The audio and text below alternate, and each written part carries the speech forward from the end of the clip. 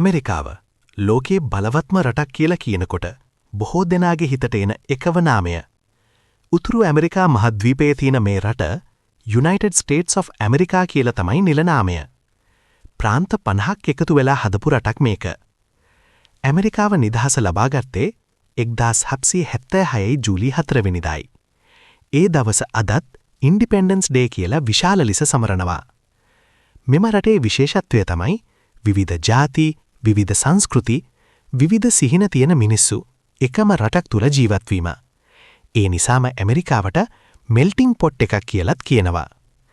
ලෝකයේ ශක්තිමත්ම ආර්ථිකයන් අතර පළමු තැනට ළඟා වෙලා තියෙන රටක් තමයි ඇමරිකාව. Apple, Google, Microsoft වගේ ලෝක ප්‍රසිද්ධ සමාගම් උපන් දේශයත් මේකමයි.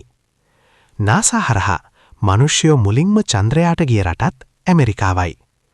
ඉතිහාසය, බලය, තාක්ෂණය සහ සංස්කෘතිය මේ හැමදේම එකට එකතු වුණු අසමාන රටක් තමයි ඇමරිකාව.